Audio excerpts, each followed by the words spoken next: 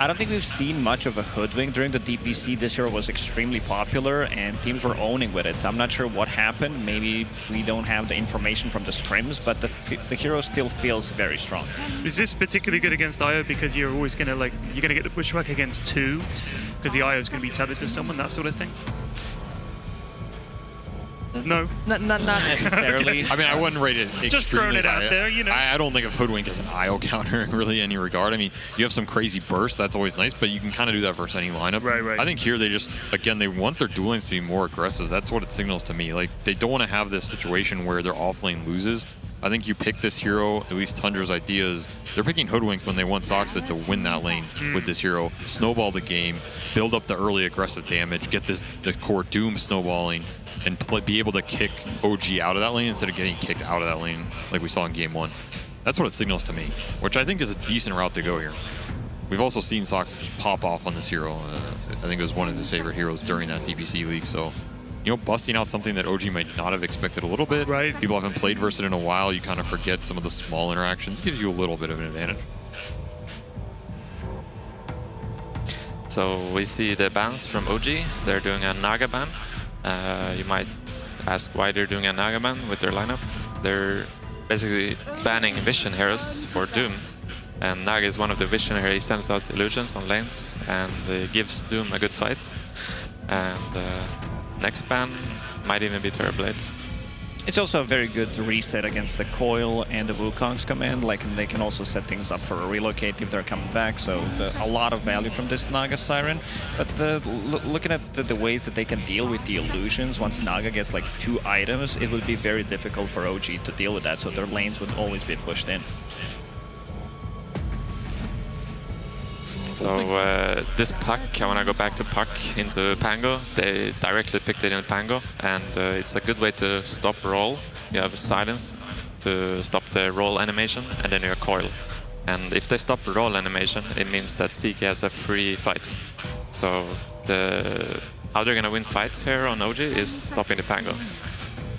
There really isn't much else for CK at the moment. I would just put it carry here. I think you're super happy. I also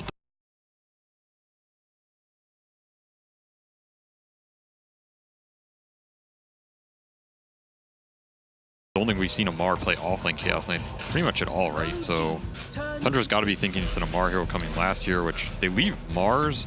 We've also seen him play Centaur, which gives you some extra Doom interaction. I mean, the catch on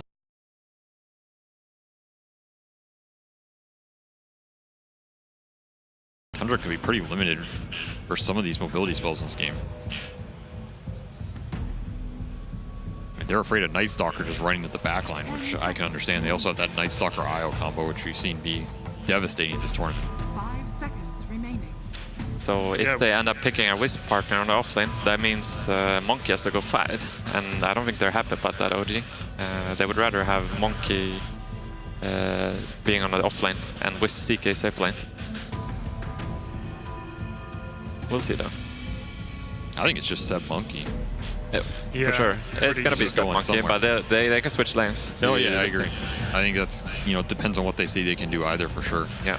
I just don't see Amar playing any of these heroes right now. And like I said, they left the Mars, so gotta think they're thinking about it here just to get the catch, get the lockdown. There's more lockdown though. Okay. Wow. That's still big counter to Pango there. We just kind of missed it. Yeah, it's going to be very tough for Pango to come into this game playing into Coil, playing into Bloodseeker as well. It's just going to be very, very difficult. Like, it's definitely hard to even like itemize because all of your items are very expensive. If you want to protect yourself with the BKB, with the Lincoln Sphere, this should be like your second item in this game, and I'm not sure if he's going to be able to get that, considering like OG, like they're fighting after 10-15 minutes, they come into the fight, and this is where they start building up the advantage. It's also if this Pango gets shut down, who's dealing with Chaos Knight in this game? They have very limited damage output on side of Tundra. It has to be this last pick. They have to get one more thing against CK. It can't be Pango only. I think it's been hard for teams to get it from the carry role this tournament, though. Yeah, I'd say Sven is not good in this game. Yeah. So, yeah, we're not getting that many heroes. I mean, they banned the DOTA earlier as well, which I think has been Tundra's kind of go-to. They took the Monkey King, which has been the other big one this tournament. one of the like classic is Wraith King, because you don't care too much about the Rupture. I mean, Rupture's not going to be used on you anyway. They're mostly going to be aiming for the Pango, and if this is going to be position 5 Monkey, then things shift around. If it's carry to carry, then you don't like to be playing into it, because the Wukong's command, you're going to die anyway after you respawn, but I feel like that's a decent approach, because they need some explosive damage, like they need like 1-2 item timing on their carry to be able to get some tower damage and also be able to match up what OG is doing. Yeah, I do think you're right about the Wraith King. It's going to be their comfort pick here, and it's going to enable the Pagna. And this Pagna could potentially carry them this game through his spells if Wraith King gives them the space to come into the game. Yeah, at least with Wraith King, you can go some Armlet Deso and try and up the game, get early Aegises. I think Aegis is also a big deal for Tundra this game. There's another hero that prioritizes it. I'm not sure if that team fight's going to be amazing with him going into Rupture and Coil, and there's a lot of gunk for him to just charge through. Gunk indeed, that's going to be rough. It's objective damage. That's what you're going for. Pagna Netherboard, put down, Troll, kill tower, kill Roshan. Just set up for the taking the buildings, almost like a sort of siege. And OG is gonna split push this game, I think. It's gonna be an interesting game. Who would you prefer? Whose draft would you prefer, Tundra or OG? If I were to play this game, I would want to be OG. Okay. That's all I can say.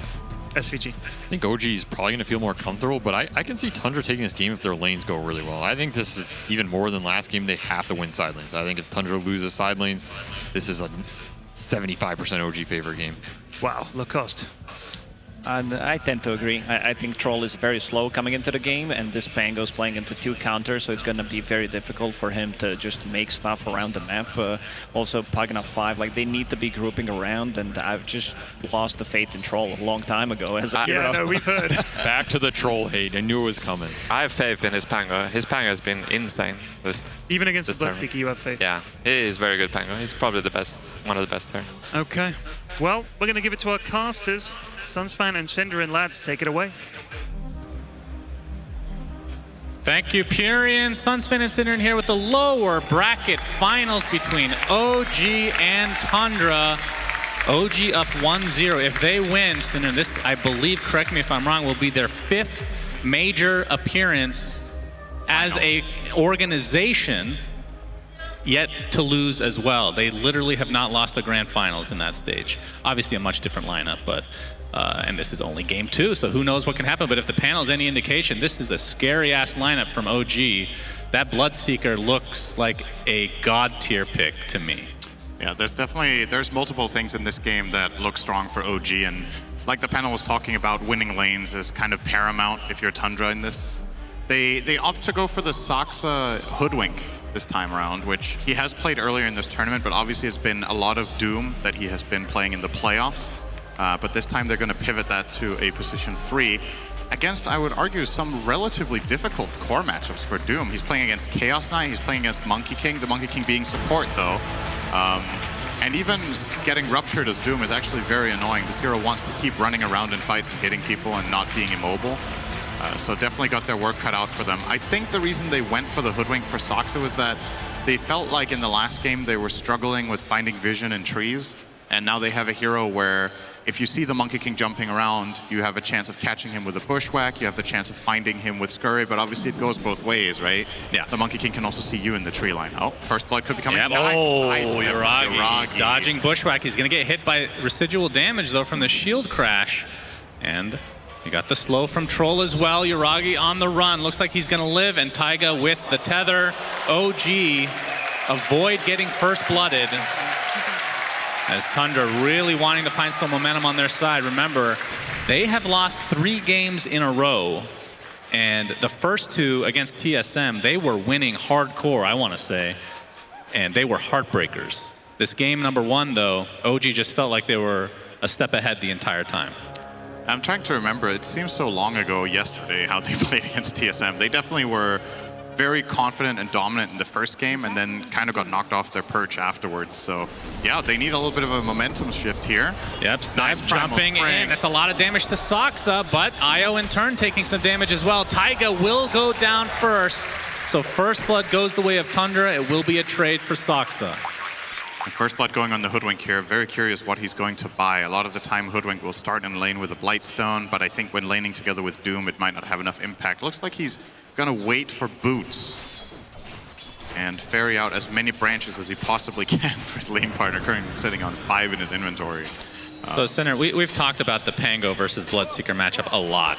And, I mean, that was the beauty of the draft from OG, because you could put these heroes in so many different positions. As Chaos Bolt's going to save some damage on the Taiga here. How do you play against a Bloodseeker as Pango? It feels like you have to get a Linkens at some point, but doing so just delays the rest of your items, which seem like they're 100% needed for you to have any effectiveness in the game. I think a lot of the key to playing this matchup for Pango is to rely on his team a bit and not think of it as a 1v1 matchup, because that's kind of depressing. If you can find a way to, for example, if you look at their lineup, right, maybe you can doom the Bloodseeker and that opens up your Pango to play the fight.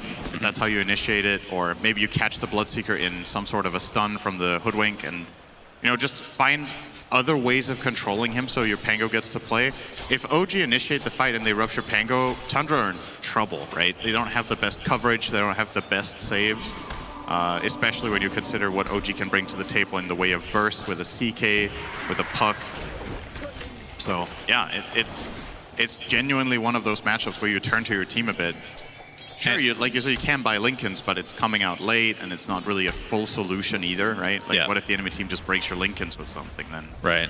And it also requires you just to play totally different than what's kind of intended for the hero itself. As Amar taking some damage, but the jump in from Seb, trying to focus a little bit on Skeeter, but Amar, the one taking the heavy damage, a couple more right clicks, he pops the Fairy Fire, so will live. And then this is a double melee lineup into Troll Warlord, who is kind of a lane dominator, but still one of the position ones that we don't see as often these days, probably because of the fact that he gets kited higher than most melee heroes, I want to say. Especially with that ult, we have no control over the hero.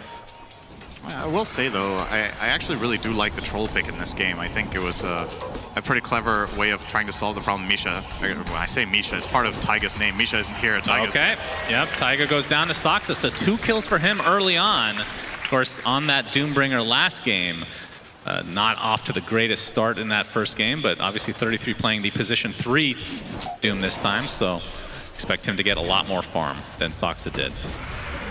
Okay, he's going to get Reality Rifted back, but no kill to come, as OG trying to get control of this lane right now. And you can see that mid matchup, BZM with 15-2, and the Pango 21-1, so off to a pretty good start for that mid Pango. Nine has tons of experience playing this lane and playing this matchup, so definitely not going to be in any doubt what he needs to do. Same for BZM. Like, this is one of those matchups that if you play a lot of pubs at a high bracket, these heroes are very popular, and you know, Puck, one of the common counter picks to Pango, so you've played both sides of that matchup plenty if you play both of them. So what is it about the troll that you like this game? As Seb's going to be spotted out, but I'm guessing the whirling axes against CK is part of it. Yeah, so first of all, when you look at the laning compositions that OG can place, when this is the overall last pick of the draft in the troll, you have one range support in the IO, which enables a melee core in the lane. So if you put IO plus melee hero against troll, what are you really enabling, right? That hero is going to get blinded. And if you don't, you're playing against double melee here with the Bloodseeker and Monkey King, which are very exploitable matchups for the troll. Also in the game in general, like you said, Whirling Axes against CK is great. And you can, hopefully with this carry for Tundra, you can make space for Pango. I actually think it's kind of important that the carry here goes in and sets up so that there's pressure on a hero like Bloodseeker, so that Pango can get stuff done. And also, you know, you also have a Doom offlane. So, you know, the carry doesn't have to do all the work here. There's plenty of heavy lifting that can be done from all 3 cores of Tundra this game. And Taiga hooking up with Yuragi here in the bot lane, but you can see Soxa has come as well. So back to the old 2v2. I mean, how much kill potential do we have in this lane from OG's perspective? Well, if the Centaur keeps stomping like that, that gives them more opportunities for sure. Not so much anymore, I think. If you were looking to kill here early with your dual lane, it needed to be very early on where you put some pressure onto Doom. Actually, Yuragi is going to be taking quite a bit of a beating here. Yeah, but he gets the crit stomp. Beautifully done from the Centaur. 33. He's going to get slowed again. Looks like he will be a walk away, though. But on a sliver of HP, he'll get salved up along with the Tango. So he'll be no worse for wear. Taiga bushwhacked again by Soxa. Continue on with the Scurry now. And he might just the kill wand. Here. All right, Taiga continuing to try to run. Chaos Bolt is there. Only 1 second stun, so Taiga hiding behind the tree line. Another bushwhack onto Yuragi. Don't think they have enough damage with the Infernal Blade and the hookup from Taiga, as he's tangoed up as well. They do put a lot of pressure in, really exploiting the mana burn creep, just like last game. This time it is an off-lane Doom instead of the support, but this creep is just incredible for Hoodwink to play with. This mana regen is insane value. Pretty sure there's a good chance this creep gets nerfed in the upcoming patch. Yep, very possible. 2.5 mana regen AoE. You can see BZM ready to go for his first gank attempt, but it's going to be thwarted for now, so no coil as of yet. I mean, I keep coming back to this Pango, Cinder, and we're going to have to hold that thought. As the 6-minute rune is about to pop, it will be an illusion rune, which should be handy to take off that waning rift if he really wants to hold on to it. But, I mean, the panel, again, they talked about it, but against Pango by itself is a pain, but against Puck as well, like how do you itemize against these two heroes? Or is it really just about leaning on your team? You definitely want the shard at a pretty early timing, I think. It's one of the best ways you can deal with the Puck getting coiled. Oh, nice try there from Soxa, but didn't quite get the connection. BZM quick to react mid. Didn't get knocked into the tree with Bushwhack. Yeah, so you need shard. If you want to itemize against the Bloodseeker, eventually you get Linkens at some point. Oh, top lane. Skeeter has to run up to the bottom area just to avoid that blood right, but 3 members of OG not able to find him. Oh, he's fine. Nice job by Skeeter, avoiding that gank. Now with that showing top, Yuragi could be in some trouble bottom. You know, looking for the dive. 9 is here as well. Gonna. Oh, did he get spotted there? I don't think so. Ooh, just out of vision. But they run into each other. Yeah, there we go. The swashbuckle comes. 9, shield crash. No mana for his ult. Has to bottle up a bit. Would be a tough kill nonetheless. Good awareness there from Yuragi. Considering they made their own move top, there was only the troll and nobody TP'd. He can realistically expect a mirror move here from Tundra in the bot lane. Now, Amar might not be ready for what could be coming top. Soxa is kind of... Yep, in the tree line is Tundra. Yuragi's come with Amar, though. You can see the Nether Ward is down. So Snake King showing himself. Really bringing the numbers here to hold this tower. Soxa kind of stuck between a bunch of creeps. Bloodright to come, and he gets bursted down by OG. And we see another TP out, this time by Seb. This might be enough for Tundra to defend for now, though.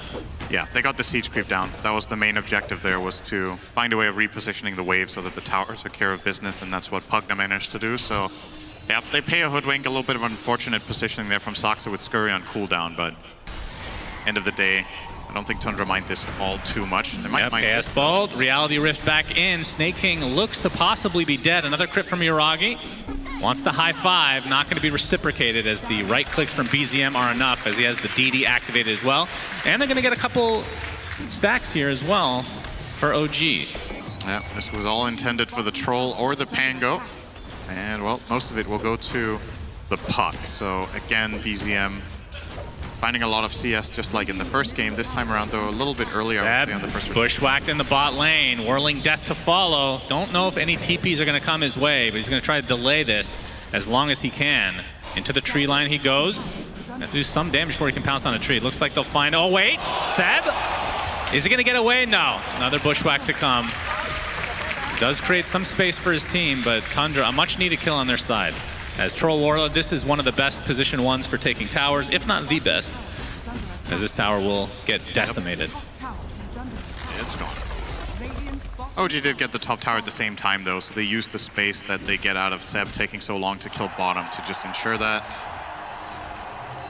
Game is still looking fairly even right now. Yeah, Skeeter on the Troll Warlord looking for the Battle Fury as the first item, which I feel like is the only build right now on Troll that I've been seeing, at least. I think the Maelstrom one has kind of died down. Obviously, you need something for that CK in addition to the Whirling Axes, but it is a slow build-up for him, of course. I actually wouldn't necessarily have minded seeing the Maelstrom build in this game for that reason, but...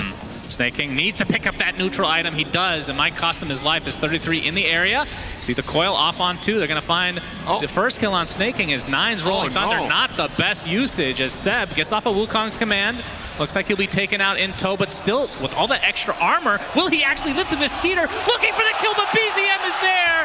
Somehow Seb lives with that Wukong's command buff. Tundra, that hurt. That absolutely hurts. Forget a replay of that. That's just unfortunate. 9, I think he failed the first jump with his shield crash, and the angle that he got afterwards prevented him from getting up the stairs as well. So that looked like a completely clean setup for Tundra, but a little bit of a misplay cost them a lot. Yeah, blood right from Amar. They know that Rolling Thunder's not there, so he's not really afraid of the chase, although he might have to be. The Rupture comes out. Swashbuckle will partially connect as 9 is forced to TP out. The Ultra counter to the Bloodseeker. You're going to see the replay here. So look at this. Seb is in a lot of trouble. Okay, this is the second half of it, but basically 9 couldn't find a way in after his initial jump missed. And Seb just runs the longest path he can come up with. Oh my god. Yeah, that is... That voice line sounded pretty cool in slow-mo. Indeed, Boundless Strike, 33 is in a bit of trouble here. OG looking for another kill going their way, and they'll find it. 6-3 advantage for OG early on. And this, again, this is against a core Doom this time around, so the lead is a little bit more substantial than it's showing at the moment. That's a core Doom going Midas, and OG are keeping the game even 11 minutes in on gold, so should be pretty happy. Yuragi gonna rotate over to take the creep wave instead of that small camp. Might have actually saved his life. Soxa failing the connection there. That's a little harsh. Failing this connection. I mean, honestly, it is... I don't know if this is even... I guess it is theoretically possible to throw Bushwhack and then Acorn Shot afterwards with level 1 Acorn, but I don't know. I think you need level 2 or you need a cast range item in order to pull off that combo. Or it's like some frame perfect stuff from Soxa that he tried there. Either way, Yuragi is going to be perfectly fine, getting close to finishing the armlet for himself.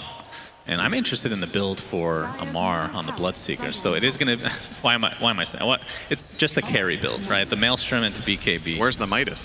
That's true. Well, he had himself a decent start, right? So doesn't need to make that comeback. That's true. He didn't die in lane. He's middle of the pack, right? Amar dies in lane. Quick buy Midas right away, but he didn't die. Like, if this was a normal off-lane Bloodseeker, would the build even be different, or does this seem fine to you?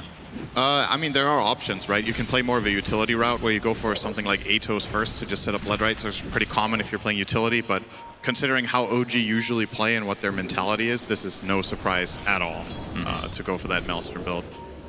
And either way, you're going to end up with a Mjolnir or Seb, Boundless Strike. You can see the relocate coming with BZM. Wukong's command to follow, but Seb's all alone inside. And the heal up from Snake King, keeping 33 quite healthy. Seb might have to sacrifice himself, but we've seen him get away many a time. He actually dodges the whirling axes and pounces away again. Seb continually living and forcing out all these rotations from Tundra, just wasting time. Yeah, in the meantime, Yuragi's just free farming top, and it looks like OG might look to make their own move sometime soon. At least they're, maybe not. They're just going to zone control for now. Obviously, with the relocate expended, as well as coil on cooldown, I don't think they necessarily have to do anything, but yeah, just amazing space here from Seb. It's going to get harder and harder, though. Now there's going to be a Diffusal on Pango to keep him in check. There's also going to be a Dagger on Doom. Actually, 33 changed his mind. He's going to go BKB. He had the Dagger queued up, but goes for the Ograx. Taiga. Yep, Taiga, Bushwhack. You see the Sharpshooter coming in. Boom. Soxa gets the kill. Again, a much-needed kill for Tundra. They need to find the momentum. And with this Doombringer on their team, need to find some sort of a net worth lead. But like you said, they are going to go the BKB route for 33. Does that mean that they feel pretty comfortable with the state of the game or like the initiation factor that they have currently without that Blink Dagger? I think maybe the mindset is if he goes Dagger, it's pretty high risk. The Troll isn't going to participate very much right now for the time being. And like the panel talked about, Doom is kind of soft countered here from the Doom aspect. So if you blink Doom someone and they get relocated out, you've used your entire package, right? Yeah. If you have the BKB, you can play more of a sustained style where you run in, you pop Scorched Earth, you're able to stand your ground and fight against all of these stuns and silences. So I do think in this game this is probably a better decision, but the Dagger will have to come out eventually because they will need that catch. Tundra are smoked up. They're going to run into Yuragi, but 9 misses. He actually gets spam before his ult goes off. But the Bushwhack, again, he gets stunned. Yuragi is living throughout all of this. There's the whirling axis from Troll, pops the ult as well, trying to take out this pesky CK, and finally, Tundra get a kill on a core. Amar, you see that move speed with that extra buff, as it looks like 9 is finally taken out just before his TP was successful. 33 trying the same road. This time will be successful, though, as Tundra. It ends up being a 2-for-1. You lose your mid laner and a support for the position 1 on OG. Given the circumstances, I don't actually think that was that big of a tragedy for them. They doomed an illusion and their Bloodseeker got ruptured before he could get ult off, so or rather their Pango got ruptured. So you're going to see the replay here. So this one misses, right? They defuse, and this barely hits. It hits the real one, but not the Illu. Yeah. Which is, I'm sure we're going to have a BBC documentary on why that's the case. Some sort of That would be the most glitch in the Matrix. I don't know. most boring episode of all time. Good Lord. I'd watch. No wonder you don't watch TV. That's the stuff you want to watch. But yeah, that fight could have been a lot worse for both teams, honestly. Kind of some misspells on both sides as Seb gets off a balance strike onto 2. Tree dancing in as well. BZM, the Blood Right, is connected. Saksa is definitely dead here, and there's the coil onto 2. Looks like the Troll is going to not break it this time around, and instead they're going to find Snake King, and next is Peter. OG continuing the pressure into Game 2 of this lower bracket finals. You got to really be on the ball here. OG are making a lot of really successful moves around the mid tower. They did the same in the last game, just bringing numbers. Oh my goodness. They have been finding stacks continually in the jungle, and now an ancient stack as OG getting everything that they want in this series.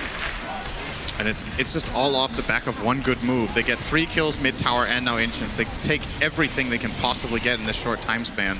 And it's just, they're getting insane value out of this Monkey King. Like Seb getting the vision, getting the double stun to set it up, and also the safety that they feel like Pango isn't there. I think that's the most important thing for them to be able to make this move. So if they know Pango is not in place and they can just start the fight like this, it's pretty easy for them to just pile on them and grab very nice, easy kills. And the tower, and obviously as soon as you deal the initial damage, Amar is just gonna run through them as well. 3K lead. And they're again playing this kind of a 3-core lineup. I guess it is a puck mid, but you know, that hero can also scale pretty heftily compared to what it used to. Indeed. Echo Saber now on Yuragi as well, so I would assume BKB is next after the fact. But considering the lead that they have, can definitely delay it like he is. And the question is, the first Roche of the game, if Tundra can somehow take it. Troll is quite good at it. As we're gonna see the coil only onto Saksa. Blood Right to follow, Balance Strike setting it up. Nice heals coming out from Snake King, but it's not going to be enough. Even though Wukong's command expended from OG, a little bit of overkill to find that position for Hoodwink.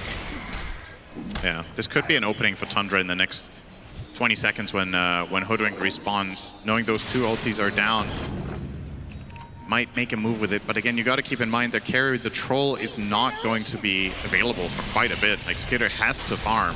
Yeah. To build up his hero, so it's a matter of, now that you lost this momentum and you lost your mid tower, the game was looking okay, you were in a pretty good spot. Now you might have to slow it down, and that's when it gets scary. I feel like if you need to slow down against OG, who are notorious for having insanely strong late game scaling heroes and not necessarily being the quickest team, but just having really good calculated moves. Yep, relocate into the bot lane. BZM finds 33, who instantly pops the BKB. And it looks like he's going to be able to get out, but that, again, is a defensive usage. And the rest of Tundra have actually arrived in this area as well. And they're not going to find anybody, at least not outright, just the illusions of the CK. Radiant's bottom tower. We'll clean those up. So that's another key spell on cooldown for OG. But even Seb going for an early BKB. He is quite farmed for that position 5, technically. I mean, is he playing the 5 or the 4, really? Well, in this game, he's definitely 4. Yeah. And into the Roche pit they go. Of course, all the spells online for Tundra. Wukong's command should be coming up soon. Another 30 seconds, actually. So there is a window for Tundra to try to contest this, especially with the Blink Dagger now on 33, which has yet to be shown. And here comes the smoke. This is a really important fight for Tundra. And the smoke is going to be popped by Seb on the tree line. And with that, they'll have all the information they need. Although they do exit the Roche pit, Roche is at half HP. And we'll see what the plan here is from OG. That half? It's close. That's pretty optimistic. Or pessimistic, depending on how you look at it. All right, 60%? Is that what you want me to say? It's more like 64. Okay. Interesting. But it's healing, so. It is. Double damage for Skeeter. This could be really big, but of course he does not have his BKB yet. So he could just solo Roche, but here comes the smoke from OG. Gonna attempt to contest potentially, but no, Roche will be lured out of his pit. This is extremely tense moment for Tundra specifically. Monkey King is a god tier hero in this position right Indeed. now. It's just so amazing what they get out of it. And the Tundra smoke. And there is a ward up there from Tundra. It's going to be de-warded though by Taiga. Nicely done. Doesn't even get hoodwinked. Saksa smoke broke again. Yep, so they know that Seb is likely on a tree nearby. And Roche slowly healing up, and OG just baiting this out. Just gonna sit in the pit to try to force the initiation from Tundra. Although Tundra seem to be heading towards the south now. Is this gonna be enough space for OG to potentially just steal the Roche outright? But the tier 1 tower looks to be the focus of Tundra. And into the pit, Yuragi goes with the Phantasm. And we'll see if they have enough time to clean this up. Fortification will delay this push ever so slightly. But it looks like Tundra are just backing up, so conceding this Roche to OG. I think they got about as much as they could while conceding this. If you don't feel like you can take the fight in that area against Monkey King and against the spells you're facing, at the very least he goes and farms Ancients on Skitter, they get mid-tier 1. He starts to push out bot, farm his way to the BKB. I actually think this was a really good play call from Tundra to not take that fight. I think that would have been a disaster in the area, given how good control OG have with their Monkey King and their item timings. You don't have the BKB on Troll just yet. So yeah, in terms of taking Roche, I think Tundra with the Troll Warlord can do it faster, but OG have way better Roche fighting in the pit. With the Coil, Monkey King, Bloodrite from Bloodseeker. And the tier 2 tower seems to be their focus. As you can see, Tundra look to be conceding this as well. Obviously the Aegis advantage now online for OG. And it looks to be a freebie. Seb continuing to scout this out. They know he's in the area, dodges the hoodwink spell that I can't remember the name of. Bushwhack. Thank you, Cinderin. You're welcome. Just looked at your face and instantly remembered. Yep. Not sure what the connection there is exactly, Same. but who knows? Who knows? 2K lead for OG. I mean, can you put this in perspective for people, including myself, against a core Doom? What would this lead, you think, actually be if there was no Doom? It's kind of a hard question to answer. I know, that's what why I heroes are asked. playing instead? Any hero. Visage. Okay, he's Alchemist. This is pretty bad. Yeah, it's not on the same level as Alchemist, no doubt.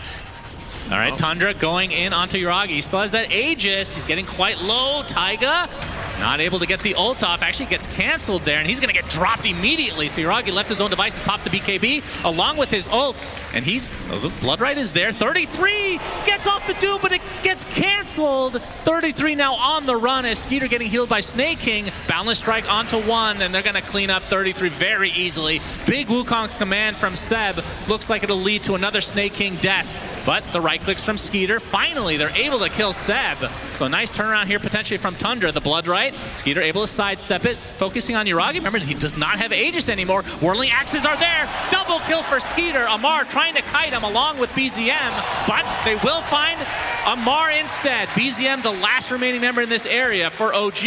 Looks like he'll be left alone. So Tundra somehow coming back in that fight as the pressure now onto 9. The Witchblade doing so much, but you have the roll up from 9 to get out of dodge. It felt like it's been forever since Tundra has had a good fight like that. They get the initiation and kill the Aegis right away. Great rolling thunder from 9 to stop the relocate out, come out from Taiga. And then the follow-up fight, even though they doomed into a Linken's, they still end up coming out on top, I would say. That is such a fast Linken's, by the way. Yeah. Yeah, BZM is huge. He has 10 CS per minute on this puck. So now they know, and the question is, what will cancel the Linken Sphere?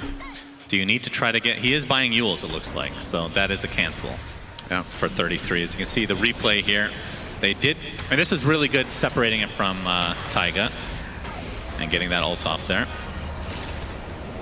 And there's that rupture on 9, so he will be taken out of the fight and has to TP away. The Doom there. Total whiff. I like how Amar played that fight too. Like, he's actually taking a lot of damage without dying. He's weaving in and out and forcing Skeeter to waste time on him. But ultimately, Skeeter can actually work on. And I think this kind of fight can showcase what Troll can do in this game if given the right conditions. So. Yeah, for sure. Oh, we got a big team fight. Apparently, Wukong's command is popped. Looks like they'll find the IO. Does Tundra. It's going to be a trade for the Pugna, though, as 9 inside his Rolling Thunder. Trying to kite a little bit here. The Chaos Ball. 4 seconds on the Skeeter. The Blood Right's coming as well. Rupture on top. He gets off the BKB. Finally gets off the ult. They're just going to make him chase. Taking some damage from that Rupture still, but the right clicks onto Yuragi with the Hoodwink ult. Double kill for Skeeter. Boundless strike from Seb though. Tundra trying to fight back. Seb will be taken out. Buyback onto Io though. They really want to kill this Troll Warlord, and they finally do. Amar staying alive throughout all of this, and the scouting out of 33 won't be able to cancel the TP though. That fight came out of nowhere. Yeah. Goodness gracious. 2 cores dead for Tundra, and just CK on OG's side. Say there's a pretty good outcome overall for OG here. Was a buyback on the Io though, so. They did have to buy back Io, which opens up an avenue for an awesome team fight for Tundra if they can find that as the first kill. And actually, considering they fought without Doom, maybe that wasn't that bad for them. Troll's death timer is just really long, but when he does come back, he's now going to have the level 20 talent, so another 30 damage to boot. And then with Doom as well as Pangold up, it could be time to look for another fight straight away. Guess Roche early spawn is in 3 minutes, so there's plenty of time to look around the map and not be anchored in that top area, which is something Dire really loves to not have to bother with, right? They can go bottom and look for something. If they find the kill, they don't have to panic and run across the map because Roche could be dying. So opportunity here, maybe they would find Seb. And the Basher online for Amar, so these BKB TPs might not be so safe in the near future for Tundra, as this now. This is an interesting smoke from OG. They have only Bloodseeker and IO smoke to bottom and no other core backup. If they run into a fight against this Pango, this could potentially go really wrong, as Tundra's heroes are pretty close by and they can't relocate in their other heroes since the IO is already part of the move. But now they are trying to bait it in. 33, he's going to get instantly ruptured. He gets off his BKB, but he is dying very swiftly, attempting to TP out. But the bash from Amar is enough. It looked like he was going to get out in time, but the bash very timely from Amar. And now the coil applied to Snaking, gets off the Decrepify. Healing up to a high degree by Seb, but the Blood Right's going to cancel it. Then the double kill for Amar as OG just continuing the onslaught. Saksa's dead next. It's a 5 versus 2. Skeeter completely surrounded. He pops the BKB, but the rest of OG just completely resetting, waiting for that BKB to run out. Gets off the ult in the meantime, though. Yuragi jumping in, gets a 4-second Chaos Bolt, and that's going to lead in likelihood to a kill onto Skeeter. 1 remaining member for Tundra. It is the Pangolier. He's silenced currently and brought down to his knees. Double kill Amar, and OG are absolutely crushing again in this game number 2. The way that started is just perfect timing. Like, they're down there as 2 or 3 heroes. It's not looking like it's going to be good, and the moment Tundra's heroes do arrive, the Doom coming down there, that's when they're all in position, and Bloodseeker starts out with the Rupture on Doom, which, you know, in many circumstances would be like, hell yeah, let's go with Pango, but he's not there. He's not part of the fight in the beginning. Doom has to try to TP out, and he gets bashed, and this is the aftermath of that fight, with Doom on the sidelines without buyback, and Saksa also being all the way in the top lane. They're just completely outnumbered this entire fight. Which is weird to say, because it looked like Tundra actually had the numbers bottom just a moment before. OG just read the situation perfectly on that high ground. And this was just, feels really shitty for Tundra when you have the Troll Warlord just stuck between 5 heroes, and there's literally no way to get out for him. But yeah, that was a full team wipe in favor of OG, and they are looking quite good right now. So from Tundra's perspective, what do you think needs to be done to try to claw back in this game? I think it's mainly going to come down to, you know, this is easy for me to say, but they have to read the map better so that they have corresponding numbers. And that is difficult when you're playing against IO in this game state, because if IO is missing, along with 1 core, they could be literally anywhere and connect to the fight. So you also have to sort out your waves, find an intelligent way to push that out while still being in reach of one another when the fight does break out. I think this bottom tier 1 tower that they still have left, if OG ever make their way down in that area or to the mid tier 2, that's where you can really combine with all 5 heroes because you have an easy connection point. So make sure you don't lose any more towers without a fight. They ruptured 33 again. Yeah, he is ruptured. He's working on a Lincoln Sphere. He's going to get healed by Snaking. Looks like the TP will be successful, but a double boundless strike from Seb will lead to a kill onto Pugna to start it out. But Skeeter already popping the ult just to take out that pesky Monkey King. So Seb will fall. And the buyback from Snaking as well. Tundra need to get something out of this, but BZM looks like he's going to be just fine. Heads up play there from both BCM and Saksa. So BZM realizes that if he jaunts to his orb there out of phase shift, he's going to get caught by a hoodwink combination, so he just doesn't jaunt it. Blinks into the enemy base instead and finds a way out. And Tundra, you can see that they're going for a potential gank through the river here, smoked up, while this Monkey King is dead. They do have the Doom, and 33 in that situation again was BKB TPing out, so the fact that they get that trade perhaps not too bad with the buyback on the Pugna to find Monkey King. And again, it opens up a fight where 9 can actually use his ult, right? That time he was there. So the Doom getting ruptured, that time they have Rolling Thunder. It zoned out the Puck for the remainder of the fight and allowed Skitter to play very confidently on the Troll. And it feels like Seb's vision from the tree line has been kind of the difference maker here, as Tundra have tried to get aggressive from time to time in this game, but this is just been blotted out consistently. As E-Blade for BZM, as Roche looks like 1 minute away from respawning with that beautiful shard. This item's so amazing here because if you think about how Tundra take their fights, it's all about setting up the Troll to kill someone, right? They have the Doom to prevent people from casting spells. They have the Pango chain stun, but Puck can effectively save any core right now along with Wisp, and they can reset the fights. And if it's not a matter of using it defensively, it's obviously also part of a kill burst. Now he can solo kill the Pugna in his silence, which he was missing a little bit from before. Same with the Hoodwink. If BZM finds either of them, they just die on the spot.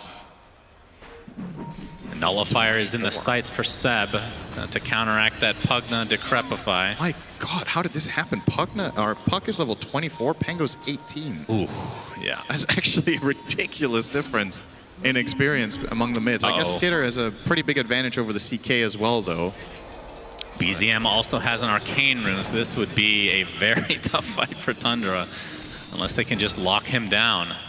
Is that Hoodwink Shard going out to scout? OG are not going to be surprised by this at all. Yeah, and Roche is up. And we'll see if Yuragi will... Not sure if he's going to pop his ult quite yet, but focusing on taking him out to start here.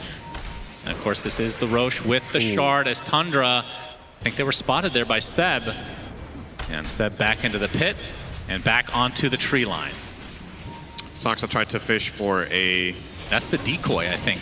Oh, Balance Strike misses this time from Seb. They're looking for 33. There's the Rupture. They get it off. The Yule's a little bit too late. He's going to get silenced with the Blood Right as well. Focusing on 33. Gets off the BKB, but the right clicks will suffice as Tundra on the back foot now. And they're just bashing through. Amar's beating the crap out of 9. He's in the Rolling Thunder, though. He blinks and gets the kill while BKB. Yuragi getting quite low, but the Blood Right now onto this Troll Warlord. And that's another bursted hero in favor of OG. 5 dead. It's a full team wipe. And nobody is lost for OG, which means second Roche is theirs. The name of the game for OG in this game has just been, how can we make Doom as sad as possible? Like, again, you'd think they would reserve the Rupture for the Pango, but they're actually just removing Doom from the fight. They Rupture him, they run at him, he BKB tries to TP out, doesn't make it there. And also a little bit of indecisiveness, right? Like, he was kind of standing around, okay, should I TP out? Are we going to take this fight? He was uncertain. And then when he finally goes for it, OG didn't even need the bash. He had already taken so much damage from running around. And you can understand from Tundra's perspective why he doesn't want to TP away there. It's like, okay, am I just going to BKB TP out every time? This time I have 4 teammates around me, but the positioning from Tundra just wasn't really good enough to cover him fully. Fortifications popped by Tundra. They do have a bunch of buybacks, so they'll likely just give up 1 set of racks before giving it their all in this defense. So the top racks is OG's for the taking.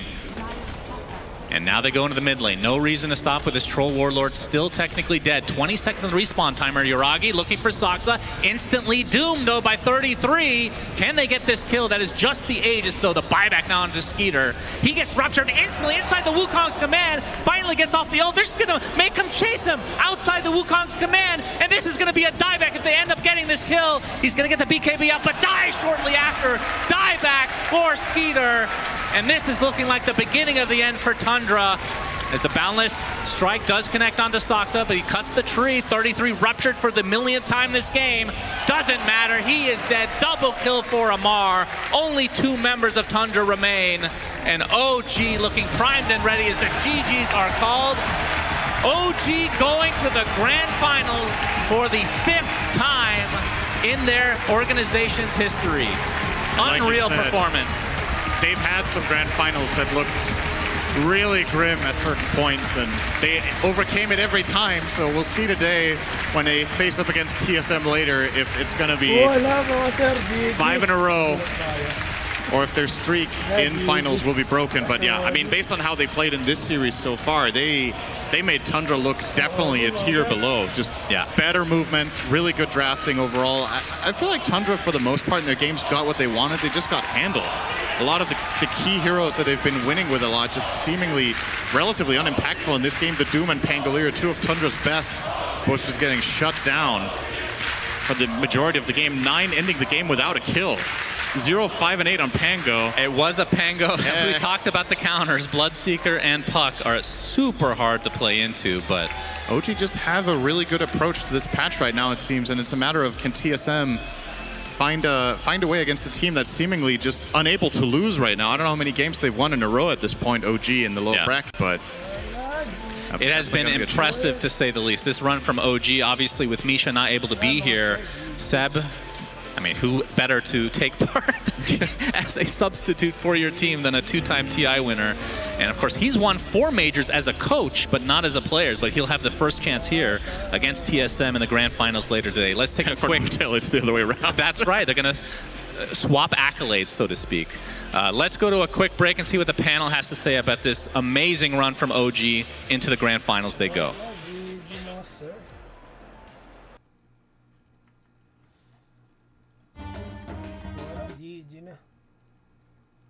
Well played. Mamaya ulit mga sir, balik tayo sa finals.